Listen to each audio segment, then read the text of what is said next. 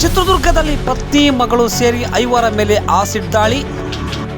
ಸಂತ್ರಸ್ತರ ಆರೋಗ್ಯ ವಿಚಾರಿಸಿದ ನ್ಯಾಯಾಧೀಶರು.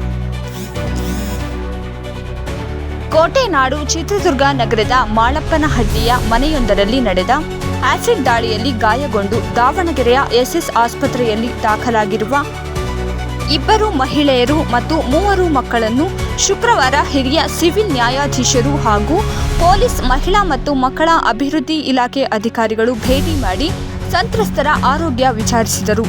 ಮಾರ್ಚ್ 19ರಂದು ಗುರುವಾರ ಸಂಜೆ ಸುಮಾರು 5:30ಕ್ಕೆ ಚಿತ್ರದುರ್ಗ ನಗರದ ಮಾಳಪ್ಪನಹಟ್ಟಿಯಲ್ಲಿ ಈ ದುರ್ಘಟನೆ ಸಂಭವಿಸಿದ್ದು, ದಾಳಿಯಲ್ಲಿ ಗಂಭೀರವಾಗಿ ಗಾಯಗೊಂಡಿದ್ದ 2 ಮಹಿಳೆಯರು ಹಾಗೂ 3 ಮಕ್ಕಳನ್ನು ಹೆಚ್ಚಿನ ಚಿಕಿತ್ಸೆಗಾಗಿ ದಾವಣಗೆರೆಯ ಎಸ್ಎಸ್ ಆಸ್ಪತ್ರೆಗೆ ದಾಖಲಿಸಲಾಗಿದೆ. ಜಿಲ್ಲಾ ಕಾನೂನು ಸೇವಾ ಪ್ರಾಧಿಕಾರದ ಸದಸ್ಯ ಕಾರ್ಯದರ್ಶಿ ಹಾಗೂ ಹಿರಿಯ ಸಿವಿಲ್ ನ್ಯಾಯಾಧೀಶರಾದ ಎಂ ವಿಜಯ್ ಅವರು ಶುಕ್ರವಾರ ಆಸ್ಪತ್ರೆಗೆ ಭೇಟಿ ನೀಡಿದರು. ಅವರೊಂದಿಗೆ ಮಹಿಳಾ ಮತ್ತು ಮಕ್ಕಳ ಅಭಿವೃದ್ಧಿ ಇಲಾಖೆಯ ಉಪನಿರ್ದೇಶಕ ಕೆಎಚ್ ವಿಜಯಕುಮಾರ್ ಅವರು ಉಪಸ್ಥಿತರಿದ್ದು, ಸಂತ್ರಸ್ತರ ಆರೋಗ್ಯದ ಸ್ಥಿತಿಗತಿ ಹಾಗೂ ನೀಡಲಾಗುತ್ತಿರುವ ಚಿಕಿತ್ಸೆಯ ಬಗ್ಗೆ ವೈದ್ಯರಿಂದ ಮಾಹಿತಿ ಪಡೆದರು.